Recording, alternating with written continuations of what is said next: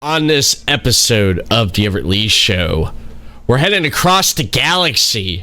We're talking about Obi-Wan Kenobi, Season 1, right here on this episode. And to join me on the conversation is none other than returning to the podcast, Chris Carnage of the Chris Carnage Show and Final Score. And it's happening right now. The Everett Lee Show podcast, a shot of entertainment.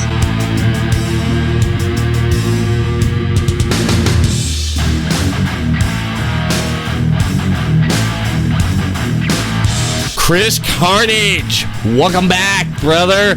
Wow, it's been a long time. How you been? I've been hanging in there, brother. Gotta give a good old hey fans to everybody out there, doing all this great stuff. Been quietly working behind the scenes. Final Score's been on hiatus for a little bit, but going to be having some stuff going on, so it's going to be pretty crazy stuff. But pretty excited to talk about some Obi-Wan. So we'll see how everything goes. Nice, yeah. Obi-Wan, I know you hit me up the other day, and you said we started talking, we started catching up on a lot of things, and then you dropped, "Hey, have you seen Obi-Wan?" I said, "Of course I did." I said, "Did you see Obi-Wan?" And you're like, "Of course I did." And then we talked some more, and here we are. You're back on the Everett Lee Show. You want to talk Obi-Wan Season 1, and I'm excited to talk about Obi-Wan Season 1 because great 6-episode story, wasn't it? It definitely was, all directed by Deborah Chow. I honestly thought it was really good. Paid homage to a lot of Star Wars lore, pulling things from all over the Star Wars universe, including even Star Wars Rebels. So, really great stuff. I felt like they did with this property. I'm not. That's one thing I have to say that I'm not too familiar with, because I know I have Disney Plus, and of course they have a lot of the Star Wars content on there. Star Wars Rebels. That's one thing I have not watched, and I think we've had this discussion there. And those who not have seen Star Wars Rebels, can you briefly fill in on what that's about? I actually haven't finished Star Wars Rebels yet. I'm a little ways into it, as well as Clone Wars that I've been working through. But it does, with Rebels, Darth Maul, I know, is involved to a certain extent with that series, as well as being involved in Clone Wars in the back end of the series. So a lot of interesting stuff that happens with both those properties right there. But Obi-Wan Kenobi and everything that they did and how they were able to tie so much in there. We even got our good old hello there in. So great stuff, man. Like, I got to get your opinion though, like with the story that they told with, spoilers if you're just joining us, with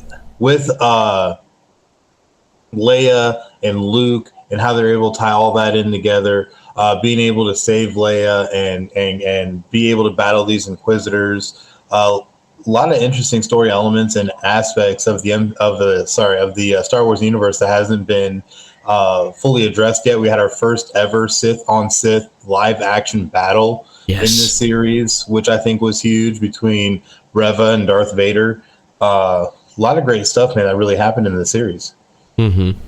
Yeah, a lot of great stuff happened in this series, man, because, the first Sith on Sith battle you get to see with Reva and Darth Vader, and you got to see a lot of familiar faces that came back to this series here, because when it was first announced that Star Wars is coming out with a new series, Obi-Wan Kenobi, I got excited about it because there's a lot of story to tell, Chris, between Revenge of the Sith and A New Hope. There's so much in that time that went on, because you can add so much elements to storytelling. Everyone thought he stayed on the planet the whole time, overlooking Luke, making sure everything's all right, and you didn't see any or hear any really interaction with Leia. But with the series, that changed there. It took everything by surprise. It took me by surprise with how they did this with the story and just little tidbits of people coming back. You got the actor and actress came back to play Luke Skywalker's uncle and aunt. They came back. I thought that was pretty cool. Then you had, as well as the leader of Alderaan, the senator. He was also the same actor that was from the prequel trilogy. So a lot of elements they were able to pull in. And I have to say, you're not lying. There's a lot to cover in the 19-year span between Revenge of the Sith and A New Hope. And we've already seen some little things that have been dropped, but not much. And this has been really the first real look, I feel like, into the Empire and, honestly, primetime Vader. Oh, Vader, yeah. When it was announced that Hayden Christensen will come back and be Darth Vader, he was going to be Darth Vader, I thought that was great because I don't know, the actor who played Darth Vader in episode 4, 5, and 6, I don't know if he's still alive or what, but Hayden Christensen I thought was a great choice because he could wear the Vader outfit and you could see him really, his movements of that character. But of course, you got James Earl Jones doing the voice of Darth Vader. How could you go wrong with that right there? He's Darth Vader, the voice of him. And what was your reaction when you heard about Hayden Christensen coming back wearing the outfit and being Darth Vader, Chris?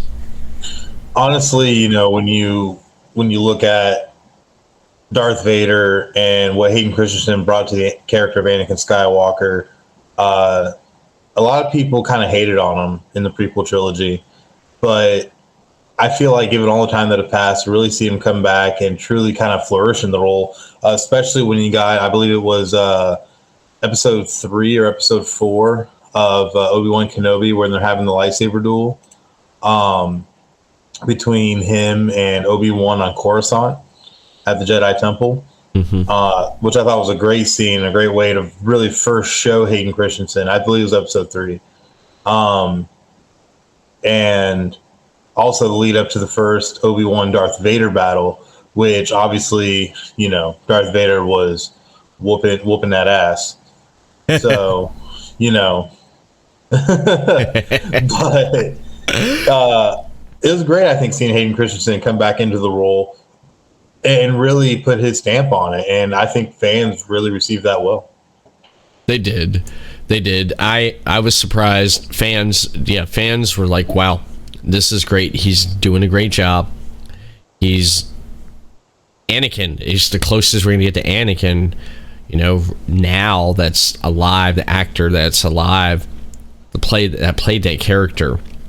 And yeah, Darth Vader, he kicks some butt, but what I like is that Obi-Wan thought that Anakin died, and when he finds out he's alive and he finds out that Anakin's Skywalker is Darth Vader, his heart and everything just sunk. It's like, wow, he thought he left his best friend to die, like a brother, because we saw what happened in episode 3. At the end of there, he's like, you were my brother, you're supposed to destroy the Sith, not join them. And I just remember just him crawling up and just the Sith eyes and just like just so much hatred and Anakin as Darth, making that transformation into Darth Vader. And you get to see that hatred in this, his hatred towards Obi-Wan, man. How'd you feel about that, seeing that hatred? It was crazy, especially when the way they were able to capture Vader and the way he was just coming at him. And if you look at or listen to a lot of the lines that were used in Obi-Wan, it pays so much homage back to the relationship during the prequel trilogy. And it's really great stuff. And especially when you get to the last episode, part 6, where you have the second Obi-Wan versus Darth Vader lightsaber duel. Absolutely riveting, everything that they did in that battle, the lines that were said, the cinematography that they chose, really was strong, really, really strong in telling this story. Really great stuff, man. Honestly, really great. Yeah, it's just really great storytelling with these 6 episodes, because looking at the first episode, like you said there, like the beginning of it, the story takes place 10 years after Revenge of the Sith. The Jedi are hiding. The Empire is controlling the galaxy. They're hunting down any Jedi survivors and anyone that seems like a threat that's going to stand up against the Empire. They take them out. And they have a group of people hunting Jedis that are Sith, that they're called, what was the name again of them? Inquisitors. Inquisitors. The Inquisitors are hunting down the Jedi across the galaxy. And you see Obi-Wan living in find him living on Tatooine, where he's actually working to basically carve up animals that are being found in the Dune Sea, while he's still kind of overlooking Luke and making sure that Luke is okay. The reason he's not involved with Leia is just because Leia is safely on Alderaan with, an army around her and, high-ranking politicians and all kinds of different things to be able to help shield her and protect her. So she ends up in a much better position than what Luke is, who's just, moisture farmer. So, yep. Yeah, much better positioned.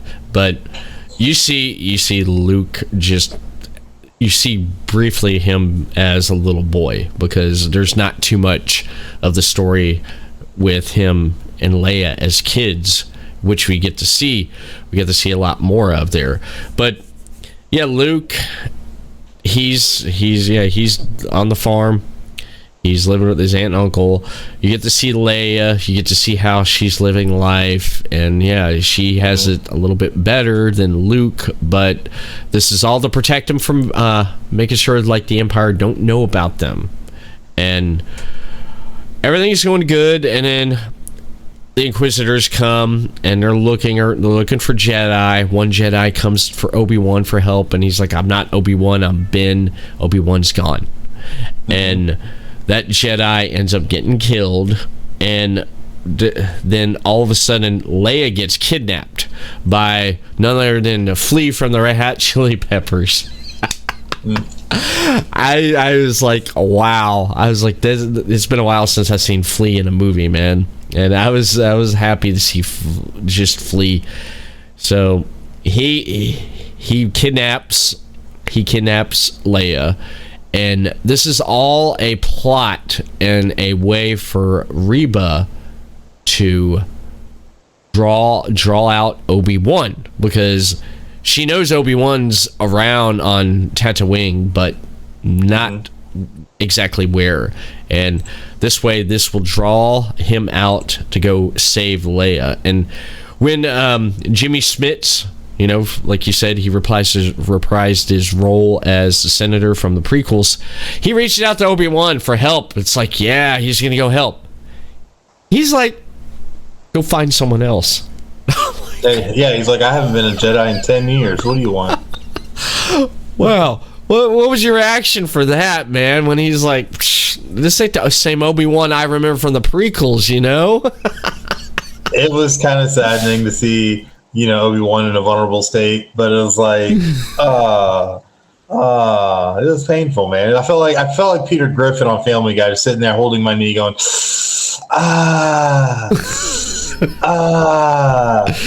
and I don't know it, but he can't be surprised. He went into hiding. He went into his own exile to try and hide from the Galactic Empire. So at the end of the day, he was doing what he had to, and if trying to mask his Force powers was part of that and not practicing the Force, then so be it, I guess. He went and buried his lightsaber and everything. Like, he was done.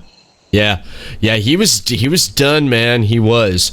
And he finally when he and then he finally decides to go do it, and he goes and buries his lightsaber and decides to go look for Leia. And in the second episode, you see him looking for Leia, and I pointed this out to you when we were talking about this. I said, did you notice the Clone War, that soldier that was sitting there? It was the same actor who played Boba Fett and Jango Fett from previous. It's the same actor, because the history with the Clone War, with the clone soldiers, the stormtroopers. And I thought that was a neat little cameo there, because I was like, oh, that's cool. It's like just Boba Fett, Jango Fett right there. I mean, he looked different, but Obi-Wan is going after, looking for Leia. He got information where Leia might be, and he's looking around and stuff. And I don't know if you knew this or not. The girl that sold him the powder? Did you hear about? That's actually Ewan McGregor's daughter. Yeah. I was surprised about that. I was like, that's pretty cool. I didn't know that was his daughter. I thought that was pretty cool, because I like little tidbits like that. I think that's pretty neat. It adds more to the story and to the element and stuff. But it was neat how he had to tracked down a Jedi to find where Leia's been, being kept. But apparently this guy's not a Jedi. It was none other than the actor from, I remember, who was the Bollywood character from the Eternals. I don't know who his name is, but that's how I remember him, Chris, from the Eternals. It's like, oh, it's the guy from the Eternals, man. He's pretending to be a Jedi with magnets and stuff, because I thought he was a real Jedi until Obi-Wan found out, proved and showed that he's like, you're a fraud, man. I mean, he was trying to get people across the galaxy. He was trying to help people, but at the same time, he was robbing them. And Obi-Wan went to him and exposed him and gave him, pointed him in the right direction to find Leia. But it kind of just surprised me for the fact that, and I've seen this online, I know you've seen this online, when Obi-Wan goes and rescues Leia. I liked what he uses, and he uses that dust and everything that he got to use it to get in there and to get Leia. But he don't even use his lightsaber. He's using blasters. I'm like, wow, I never knew that Obi-Wan, became a, using a blaster type guy. Yeah, even got to that point, even though he said in the prequel trilogy that they're so uncivilized. That's right. I thought back to that, dude. I did. Oh. I did. He became that type of person. And what I'm referring to here, Chris, is Leia's interaction with Obi-Wan. Because in A New Hope, she never brought up the fact, it was like, hey, remember that time when I was 10 years old and you came and rescued me? I guess there's a time and a place for everything. And I guess that wasn't one of the things. Or she was too young or something there, though. But didn't that cross your mind there? And then when, I don't know if you saw that there, people have said, well, how come she never mentioned that in A New Hope? The interaction that she had with him when she was a kid. What the hell happened to that? I mean, what was your take on that there? The thing is that when you really look at A New Hope and the very, very brief interaction that Leia and Obi-Wan have in that, really comes down to the message that Leia puts in R2, and when Luke and Leia and them see Obi-Wan on the Death Star as they're escaping to the Millennium Falcon. So with that in mind, Leia doesn't have a whole lot of interaction, and I think that's why she was pleading the way she was, just because she does, have that personal relationship with him.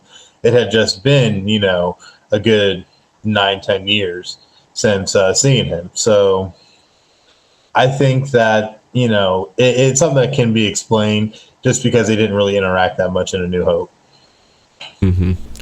Yeah, they didn't really interact too much in A New Hope. They didn't, but I think this was a way to make up for it there, because again, storytelling, it's storytelling, man. You know, this is storytelling. It's making the, you know, filling in this time gap here between episode 4, 3, and 4, which again, brilliant.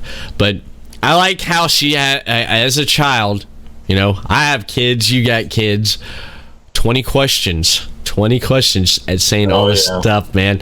You're Jedi, you're not Jedi. It's just, I love the casting. They did this perfect, because this was like Leia down to like a T almost, because of how she carried herself and everything. This kid did great. This child actor did great portraying a young Leia. And I just liked how she didn't believe him. She didn't trust him.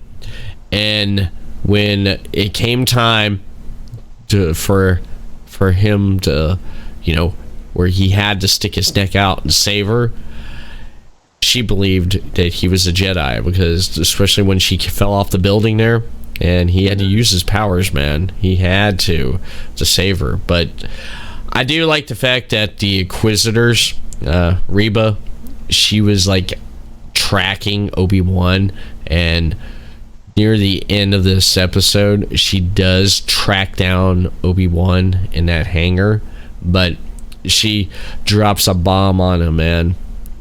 Anakin Skywalker's still alive, and he couldn't believe it, but he searched his feelings, and he felt his presence, and you see Anakin, you know, in that, you know, in the water, and it's Hayden Christensen all makeuped up, all burnt up from what happened to him, you know, in episode 3, which I thought was great. You get to see two perspectives, which I loved about this, Chris, was you get to see more of Vader outside of his helmet, and you get to see more of that, you know, and you get to see him in the helmet and outside the helmet, which I thought was great for like expressions and just that anger I talked about and mentioned earlier with Darth Vader, with his hate towards Obi-Wan. But I like Reba, she goes against the head Inquisitor, you know. You notice that she goes a little bit off the script there, you know. Well, what's crazy about that whole thing is that Reva totally murks the Grand Inquisitor, and then the Grand Inquisitor just pops back up randomly later on in the series, or in the season, I should say. And you're just like, oh, okay. Which they never explain how that happened or whatever, you know, through the series. So a little bit of a plot hole there, but it is what it is. Yeah. But one thing you said, though, about casting, what they did bringing in Vivian Lyra Blair, who plays Leia Organa, great casting right there.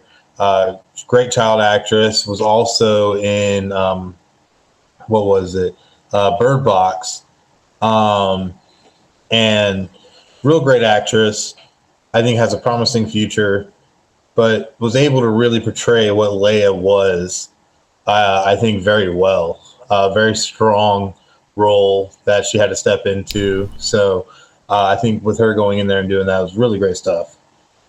Yeah, because it just she did great. She did great. I mean, that's pretty big shoes right there for a character, you know, in the Star Wars series. You know, playing a younger version of that character that's such, you know, iconic there, and she delivered it well. She did it well, and of course, hats off to the boy, who he didn't have that much screen time though, but when he did, you know, for the kid, you know, the child actor that played Luke, you know, young Luke, same thing.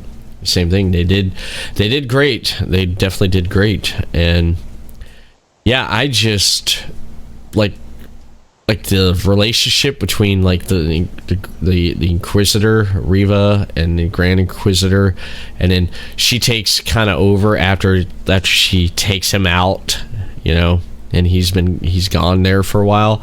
And the Inquisitor is played by Rupert Friend, I think. He's been in a lot of movies too. He's well known in a lot of movies too. So I thought that was great there. And I like how when Obi-Wan finds out about Vader, and then when they're trying to get to a safe place, and when they get to that safe place, if I can remember, on the one planet they get to, Sabine, yeah, and Vader tracks him down. And they pretty much, that episode right there kind of reminds me of a cat and mouse game there, because they get trapped, they get boxed in, and there's no place to go. And then when Vader comes, man, Vader don't play, dude. Chris, Vader don't play. When he came walking through that town, just one-handed. Oh, dude, I just love it when they after they leave that planet and get to Jabin. He's walking through after getting called down by Reva, and is walking into the hangar, and they start taking off in the escape craft, and he just one hand grabs it with the Force and just holds it right in place and starts pulling it back down, and just is still walking, and just wrecks the ship back into the hangar and starts tearing it apart like we had talked about, like you said, like a can opener. Just tearing that thing apart, man. And it was crazy. It was prime Vader, man. Prime Vader. Yeah. It just, that's one of my scenes, I have to say, one of the scenes out of that series that got me was when he's walking through that first encounter. When he's walking through there, and he's just walking through and just grabbing people and just throwing them around, just so much hatred in him. That got me, man. I'm like, wow, this is nuts, man. But I do like when they do first fight, and this has been a long time, because the last time these two fought, someone had the higher ground, which was Obi-Wan. But I mean, he don't want to fight Vader, but Vader fights him. They fight, and he pretty much gets his butt kicked. But I feel, Chris, that Vader kind of held back some, because he still has some good in him. It's like he wants to kill Obi-Wan for what he did to him, but at the same time, he's like, I want him to suffer too. And dude, when he lit the ground up on fire and he dragged him through it, yeah, that was pretty boss. Wow. Well, that was pretty balls. Yeah, that was there. It just, you just see that hatred, and you feel it. You feel how Vader feels against Obi-Wan, and you know the history. But Obi-Wan gets away, and him and Leia, they end up on a planet, and they end up on Sabine, and they need a ride, and they get a ride with this one guy who's like all like pro Empire. He's for the Empire. It killed me, man, to listen to this guy talk. I'm like, oh no, not Sabine. You're talking about when they were on was it Tull? No, not Tull. Oh, I can't even remember now. But it was the mining planet. The mining planet. Yeah, that was interesting right there when they got on the mining planet there. Well, yeah, when they got on the mining planet, because Leia gets caught again. That's right. Yeah, Leia gets caught, and Obi-Wan has to go rescue her. I think that's before this here, or it's after. Yeah, after. But before that, yeah, they're on the mining planet, and they're trying to find a way to get around. And well, that was before Obi-Wan and Vader's fight there. But still, I like how they met the person who was with the Empire, and then she ended up betraying the Empire, and she gave a reason why. But I want to go back to that character when they get a ride from him and he's asking questions, and I like how Obi-Wan's like, "You're my niece," or "No, you're my daughter. Our mother passed away." And then that's actually it's Zach Braff from the popular series Scrubs, who plays Freck, the transport driver when they were on the planet Mapuzo. That's what it is. Yeah. He did pretty good, man. He did good. Yeah, when he was doing Freck. Yeah, Freck was all picked him up and was asking all these questions. And they were like, Obi-Wan to give this answer and Leia giving another answer, and he kind of looked over and is like, "Child, it's like, stick to the script." It's like she didn't want us to stick to the script, man. It's like it's like Obi-Wan gonna backhand him, it's like, pow, I'm gonna force slap you, man, if you don't listen to the script. Another thing they did that I really liked with this is that they actually showed Vader's fortress on Mustafar. Yeah, which I thought was really, really awesome. It was that you figured someone who got burnt half to death. You think they would like have a different location besides like lava? Yeah, maybe a water planet. Go to Scarif or something, But nah, let's go to Mustafar. Yeah, I like that. I do like his fortress and everything, because you briefly got to see that in Rogue One. Remember? Mm-hmm. Yeah, you briefly got to see his fortress and everything in Rogue One there, but yeah, that was pretty cool. I like seeing his fortress there where he was chilling and everything, but yeah. I liked how Freck was. I just laughing. Oh yeah, the Empire is really good. They've done some really good for us and everything, and they're doing just great. It's like, no, they're not good. They're bad. They're evil, man. Just some people are like that in the Star Wars galaxy. They love the Empire. What they do. Mm-hmm. They keep order, and then a lot of people, like the rebels, like the Empire, the rebel scum. I just had to throw that in there.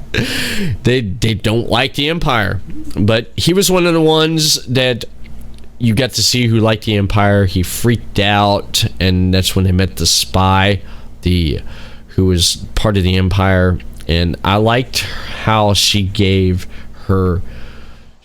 talked and gave her a reason why she betrayed the Empire, because she thought that was Indira Varma playing Tala Daruth. Yes. That name has come up in the past before, has it not? Yes. Where have I heard that name before? For Tala Daruth has been was mainly involved in a lot of the book series. They actually made her canon by being in this, so hats off.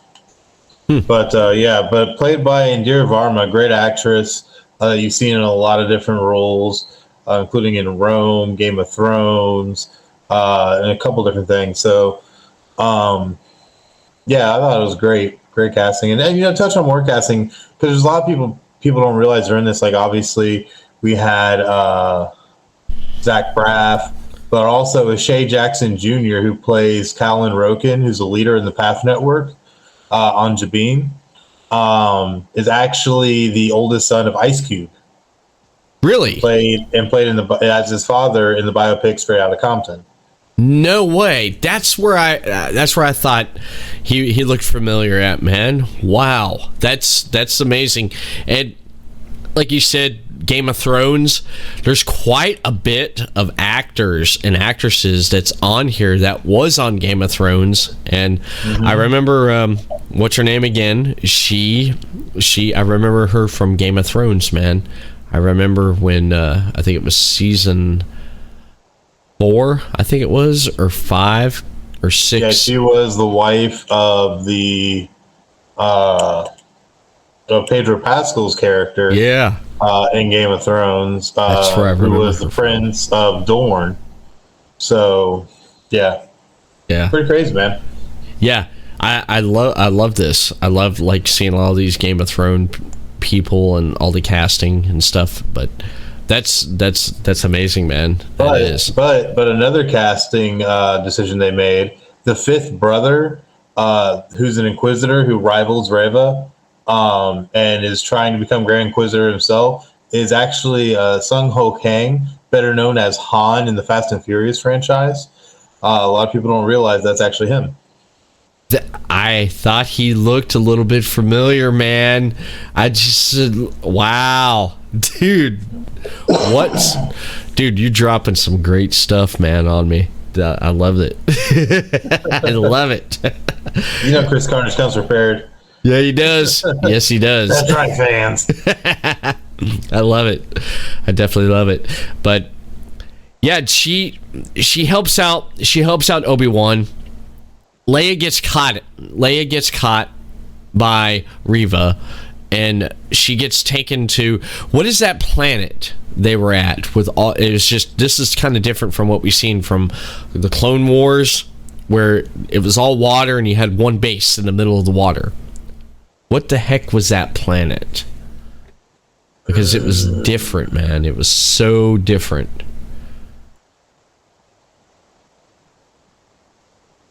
It's being held on Fortress Inquisitorius. Yeah, is the name of the fortress. Okay. Located on Nur. Nur. Okay.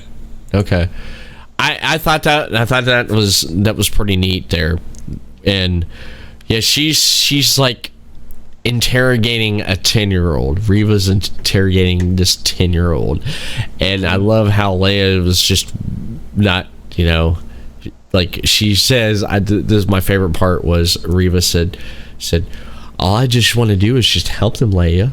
That's all. We just want to help. We just want to help them. And Leia's like, oh, you want to help them? Okay, I'll tell you. And Reva's like, oh yes, finally I'm going to get an answer from this child. And then Leia's like, yep, I'll tell you. I need to talk to my dad first. I'll tell him, and then we can all help him. She's just like, remember that? Oh yeah. I thought that was great. She's like, you can't fool this kid, man. She's too smart for this. Reva, you're just give up there. And I like how Obi-Wan comes in, that, you know, he sneaks in there. How he sneaks in there. The thunder. Yeah. It's absolutely crazy. And then he ends up finding the vault of Jedi that have been killed and captured and killed by the Empire, that have all been put into, it looked like amber more than anything, but yeah, it is crazy. Yeah, that's before what they found out what they could do with Han right there. I'd say that's what they did. The carbonite. Yeah, that's before carbonite. Yeah, I was trying to think, and I was like, what the hell? I was like looking, I was like, are they dead? Are they alive? And they're all dead. They're all dead. It was all the Jedi. Just all of them, man. It was like, wow. You know? It's like going over to that crazy uncle's house, you know, and you go in that room in the back, and he has all the heads of all the deer and animals he killed. That's basically what this was like, a trophy room there, man. It was like a grave. But I like how when Obi-Wan's in there, and it's kind of like this reminded me of episode 4. New Hope. I don't know if it did too, with the communicator going back and forth there. And then she ended up, you're not supposed to be at this station. She gets up, walks back, and then all of a sudden you see in the background, you hear, Obi-Wan there, hollering for, trying to get her. And you see her in the back there just whipping ass. What gets me, Chris, is like, how can you not hear someone's ass getting kicked back there? Everyone's all quiet in there, and they're all doing their stuff. And you hear, in the back. It's like, what the hell? It's like, that ain't the rip, the rip current passing through right there, man. Someone's getting their ass kicked back there by the modems, man. Straight up.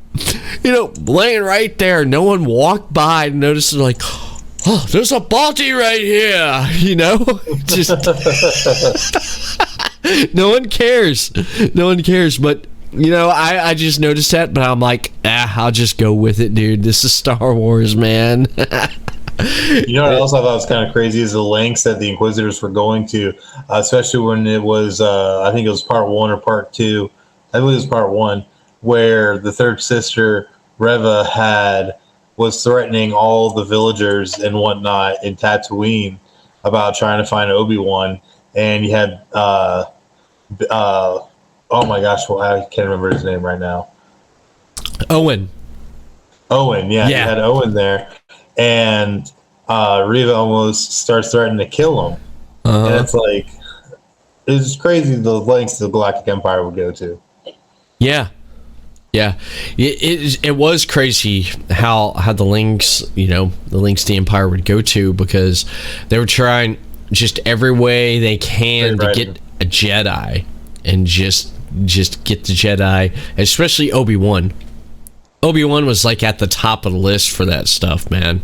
And she wanted to get him, man. She wanted to get him because that's who Vader wanted, and she wanted to get him and bring him to Vader because she thought that could put her up there further next to him, which we find out later, which I thought was a great twist though. But I like how the rescue went about and everything, and when it was revealed that she was a traitor, I like it when Leia was in the room and it was dark, and all of a sudden, like, you know, they're in there, they're like, the guards are in there, like, what's that? And all of a sudden you hear, you know, and then it goes dark, you're like, where is he? And all of a sudden he pops up behind him. Obi-Wan does. Remember? That was cool as hell, dude. And then Leia got all excited and was like, yeah, I've come here to rescue you. I didn't die. Because I remember that Reeve's like, Obi-Wan's dead. We killed him. And she's like, no. And then there he is again in the flesh, coming to save. And I liked how I thought to myself, Chris, when they got ambushed in the hangar, I'm like, how are they going to get out of this one? And I did not expect reinforcements to come shooting in the hangar, which I thought was great. Oh yeah, that was good stuff. Yeah, that was one of my favorite rescue scenes there. And then they go back to Tatooine, right? Or no, where was the place where everyone was trying to get on the ship to leave again? Jabin. Where? Jabin.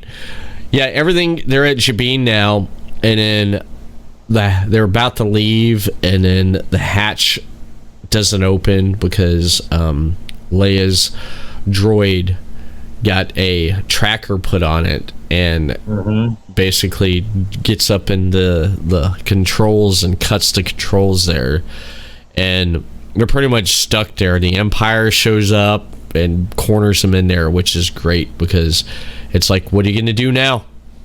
And Obi-Wan's like, I'll talk to him. I'll buy some time. And it's funny because when Obi-Wan's like, I can do this, I'm gonna do this, they look at him, they're like, what? No, you can't do that. And it's like, yeah, this is Obi-Wan, dude. He could do it. Yeah, it's Obi-Wan Kenobi. Yeah, it's Obi-Wan. Trust this guy, man. Trust him. You know, it's Obi-Wan. But I do like the conversation he has with Reva, because if you remember the beginning of the episode 1, you see like younglings getting killed at the Jedi Temple, which they didn't dive too much into, you know, because of time and everything and stuff, because how crazy the world is nowadays with stuff. But we know what happened, you know, to the younglings. Anakin went in there and slaughtered them, you know, which is sad.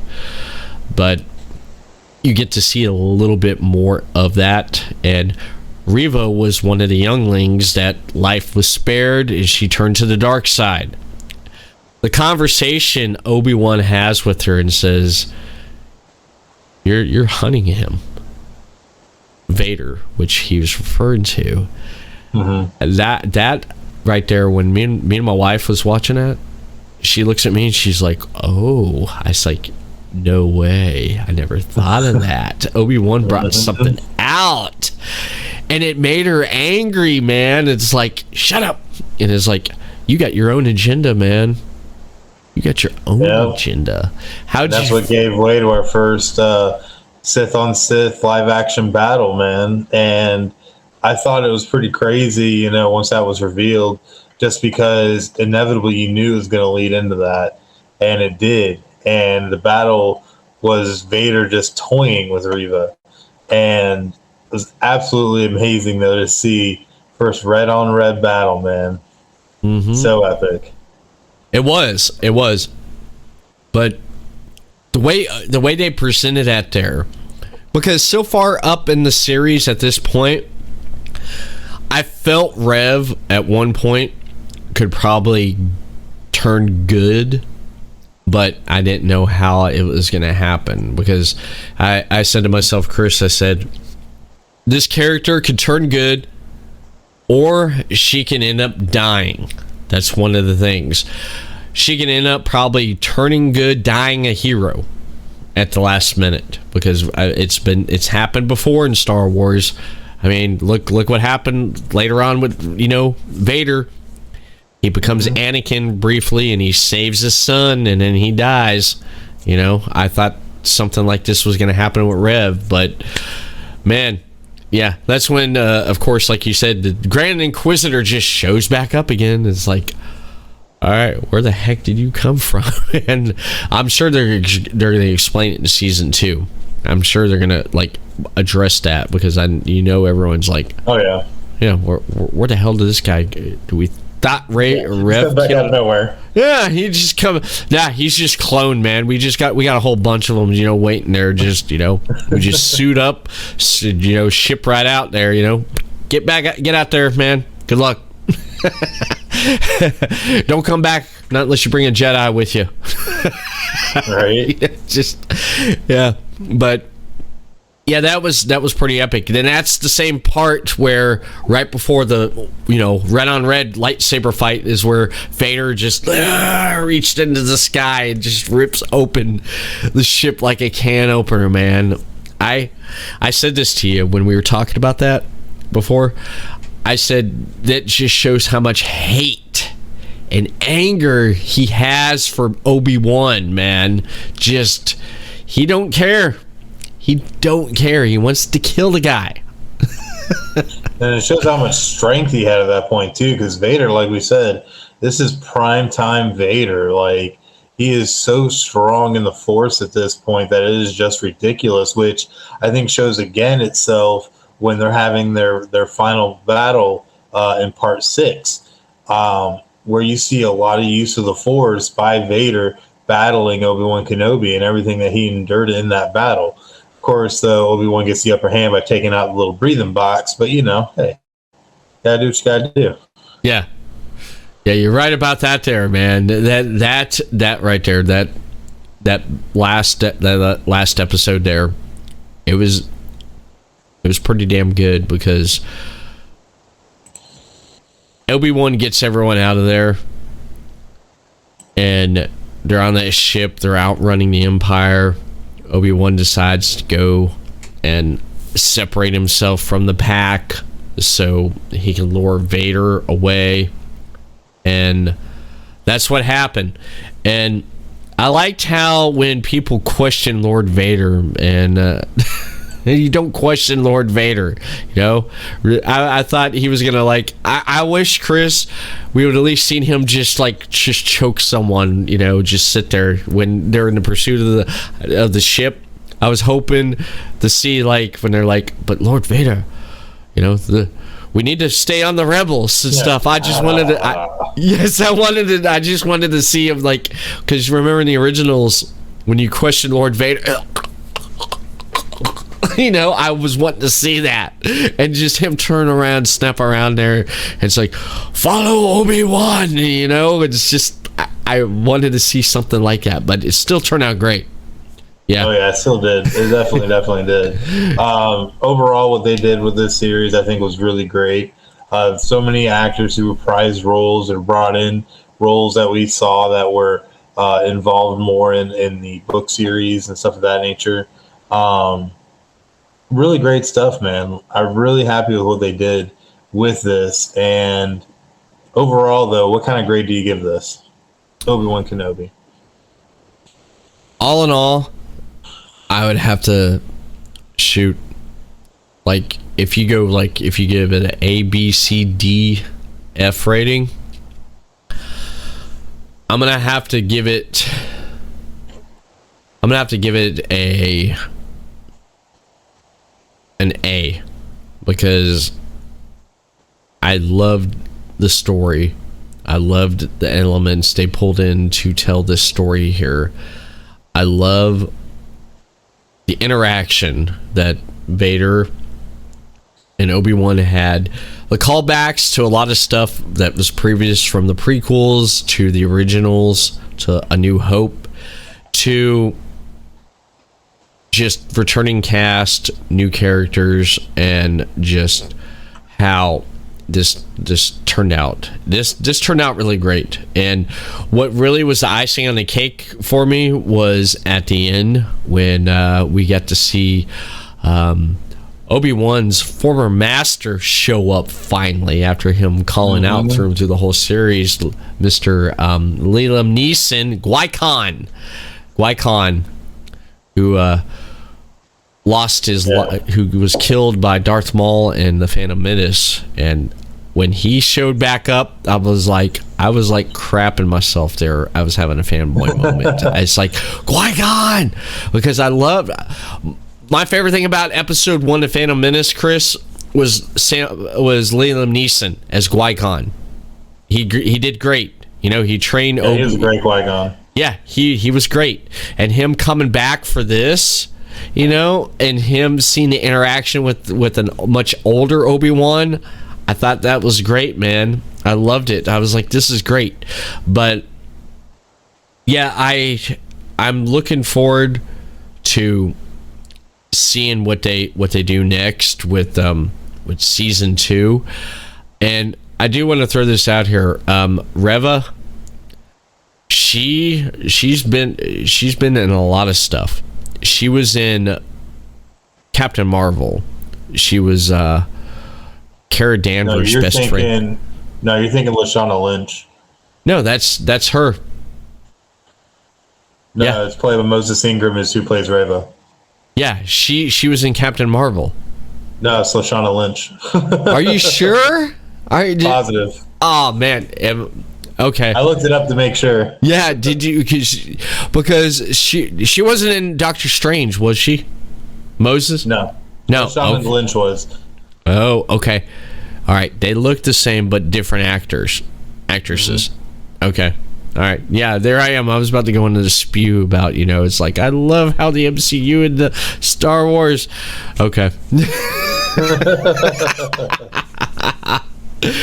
All right. That's cool. That's cool. But Obi-Wan season 2. What have you heard about that, man? Are you looking forward to seeing more of the story continue? Are you looking forward more to seeing what Obi-Wan is going to do next for season 2? Well, it's going to be interesting because season 2 apparently has already been greenlit by Disney, and the Star Wars franchise is going to be rolling out with 10 other properties as well. So there's going to be a lot going on in the Star Wars universe here at the near future, including a lot of things like Andor that's going to be coming out, Bad Batch season 2, talking about what was it, the Yoda, possible Yoda series, all kinds of different things that they've been talking about doing that they're going to be rolling out here soon. So definitely keep an eye out with Disney and Star Wars. I'm definitely excited, looking, you know, forward to this here, because it's just only going to get bigger, man.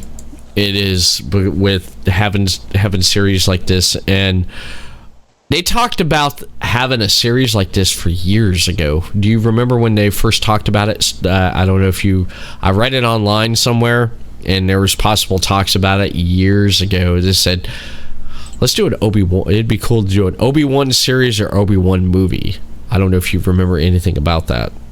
Oh yeah, they had talked about it when they first acquired the Star Wars franchise, that they wanted to do something with Obi-Wan, especially after how much fanfare Obi-Wan had after the prequel trilogy. So it was definitely very interesting to see how long it took them to get to this point. But honestly, I feel like they created a great series. They did. They created a really good series, and you had Ewan McGregor. Ewan McGregor, he loves the character. He does. Mm-hmm. He is Obi-Wan. He is Obi-Wan because the original actor who played Obi-Wan in A New Hope, Alec Guinness. He did. I mean, he was in the 4, 5, and 6, but having Ewan McGregor like play this character, and he loves the role so much, and you can tell, Chris, he has a good time playing this character. He loves it, and him coming back to play this character after how many years was it since Revenge of the Sith? I think Revenge of the Sith came out in 17 years. 17 years. Yeah, because Revenge of the Sith came out in 2005. Yeah, and this is 2022. Yeah, 17 years, and him coming back after 17 years, and Hayden Christensen coming back after 17 years. Man, I mean, come on, these guys love Star Wars. They're. I mean, how can you go wrong, man? How can you go wrong? And I'm definitely looking forward to season 2. But since we're talking about Star Wars, did you hear about just recently, not too long ago, about another not episode, but another show who's going to be making its comeback probably at the end of this year, I think, for season 3? The Mandalorian. Oh yeah, I've been hearing about this. Mm-hmm. Yeah, The Mandalorian. I'm looking forward to seeing what they're going to do with that one right there. The Mandalorian season 3, because they already put a teaser out, and fans are receiving exciting update for the Mandalorian season 3, man. And it's coming out in February. Season 3 is coming in February of 2023. Yeah, you're looking at me like, where are you getting this information from? The internet. I know. I'm looking at it right now.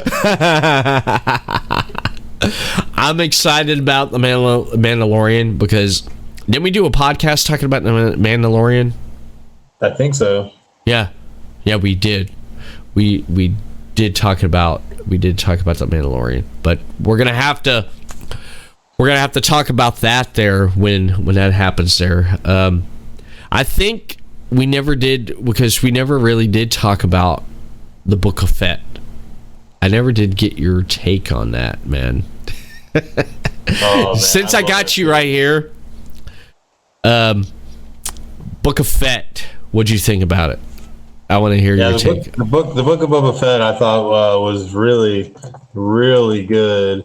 I really liked how they did a lot of the series. Even though a lot of people kind of complained with how much it jumped around between like Mandalorian aspects and back to Book of Boba Fett, and then jumping into other arenas as well. I thought that overall, though, that it was really, really well done. You saw Luke Skywalker come back in. You got to see an update with Grogu. You got to see the Mandalorian. Plus, you got to see, of course, Boba Fett with Fennec Shand. Let me English today. So I thought it was really great stuff. I really also like the fact that he wrote a Rancor, which was absolutely epic to the T. Yes. And just seeing it just destroying parts of Mos Espa and all that. Really great stuff. Really great stuff. Mm-hmm. Yeah.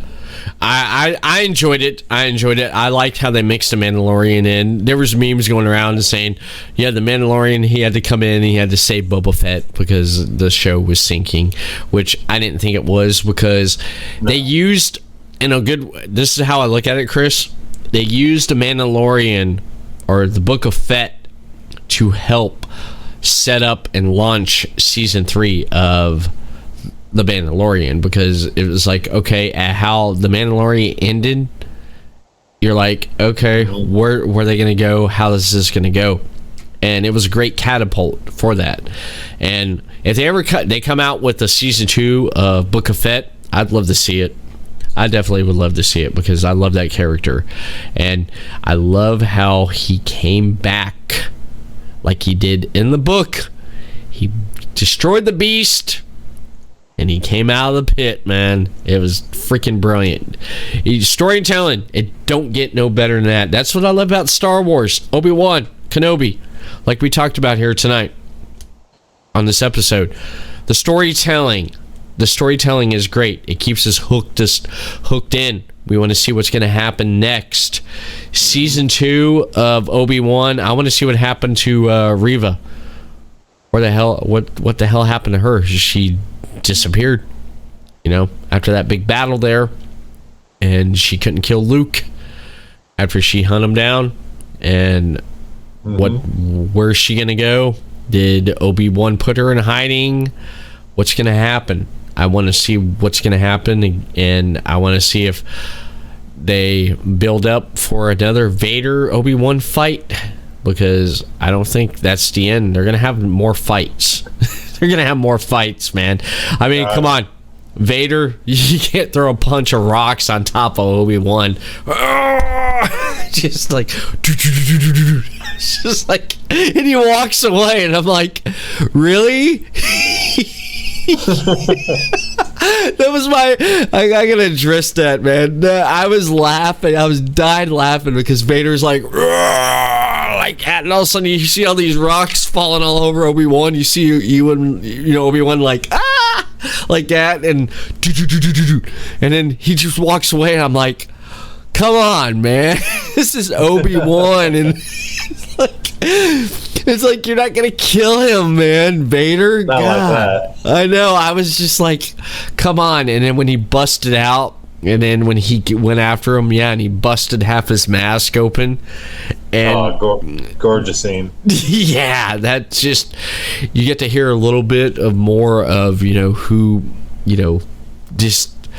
Wow, I just yeah, that was my favorite part there. I just was like, this is cool. This is some good stuff, man. It don't get any better than that. But yeah, I want to see more of that, and I hope they don't, he don't throw no more rocks. You know what actually it reminded me of, Chris? Empire Strikes Back. Remember when Vader, because I always laugh at this, even as a kid, when I first saw it, when he's fighting his son, when he's fighting Luke, and he's sitting there like this with the lightsaber, and all of a sudden you see all the stuff flying and hitting him. You see like it's like I picture someone off camera like action, and they're throwing like a computer, they're throwing stuff at Luke, and he's like this, and they cut the camera back, and Vader's sitting there like it's just like that when I saw Vader come up, and he's just standing there, and you see all these rocks flying, and I'm like, it reminded me of Empire Strikes Back, which is some great stuff. But besides that, man, this has been fun. This has definitely been fun, man. I'd love to get you back on to talk about some more TV shows and stuff. Real quick, before we take it home, Doctor Strange in the Multiverse of Madness. What'd you think of that? I watched it for the second time today. Honestly, overall, I thought it was good. There was some plot hole issues, I feel like, though, with certain aspects of the movie, but overall, I thought it was really well told. Good movie. Loved what they did with Doctor Strange, and like showing all the different aspects of Doctor Strange, and even having him possess his own zombie self, like crazy stuff like that. But I just didn't like how they turned Wanda into a heel and into a villain. And I feel that in some ways was kind of, I don't know. It just seemed weird to kind of see her in that role in this movie, but she did it well. Yeah. Yeah, she definitely did it well, because the way I look at it is that the Darkhold corrupted her, and she wanted the one thing that she wanted the most was her kids, and that was her whole quest of that. But we got to see different aspects of it, and when Doctor Strange possessed his zombie self, dude, that reminded me of Evil Dead so much. Sam Raimi did great. He did great. And just Danny Elfman, the soundtrack, jeez, just fantastic. But yeah, hopefully they'll explain some stuff, more loopholes and everything, with that as time goes on. And did you watch the mid-credit scene and the end-credit scene? Oh, yeah. Bruce Campbell, it's over. Well, I was in the theater when that happened. Everyone died laughing. They thought that was the greatest thing, man. But yeah, it's great. It's great, and could have to do this again sometime. Again, thank you for coming on here tonight, man. And what do you got going on? Anything going on? Any updates or anything that you want to let people know about right here? So yeah, big update with Final Score. Final Score will be coming back next month. Going to be going to a new type of broadcast schedule where we'll be covering only football, college and pro, and we'll be broadcasting seasonally from July through to the Super Bowl. So, and also having a draft special. So, Final Score is going to be changing it up a little bit, trying to bring you guys more on football. Hopefully you guys still watch. So definitely expect to drop soon at PCN Final Score on Facebook. So definitely keep your eyes peeled for that. Chris Carnage, though, has been on Seven Kingdoms Twitch live streams recently, getting back into the mix of things. Seven Kingdoms haven't dropped their new CD, Zenith. They're getting ready to do a CD release show here soon. So definitely make sure to check them out. And Chris Carnage himself is going to be doing some Twitch streaming here in the near future, so definitely make sure to keep an eye out on that as well. So, yeah, a lot of things in the works. Nice. Thank you so much, Chris, for coming back on here to the Everett Lee Show. It's always a fun time and always a blast when Chris Carnage comes on, because the Everett Lee Show loves having some carnage. You know it. And any other social media that you want to plug? Definitely make sure to check out Chris Carnage. Chris Carnage, like I said, is going to be having some more stuff going on. So make sure to check him out at Chris Carnage Official on Facebook, Instagram, Twitter, and on Twitch. As well as checking out Final Score at PCN Final Score on Facebook, Twitter, and Instagram. And also on Twitch, because we're going to be having some stuff going on with that as well. So, yeah, a lot of great stuff going on. Nice. Thank you so much, Chris, for coming back on here, the Everett Lee Show, and discussing Obi-Wan Kenobi Season 1 right here. And that is it for the Everett Lee Show. Want to thank everyone for tuning in and listening to this podcast, and we'll see you again next time for another episode of the Everett Lee Show. Peace. Follow The Everett Lee Show on the following social media platforms: Facebook, The Everett Lee Show; Twitter, @The Everett _Lee; Instagram, Everett Lee. Subscribe, follow The Everett Lee Show on the following platforms: Podbean, Spotify, Stitcher Radio, iHeartRadio, iTunes, Amazon Music, YouTube, Everett Lee, and Johners Podcast Network, WrestlingWithJohners.com. Follow Podcast City Network on the following social media platforms: on their website, Podcast City Net; Facebook, Podcast City Network; Twitter, @Podcast City Net.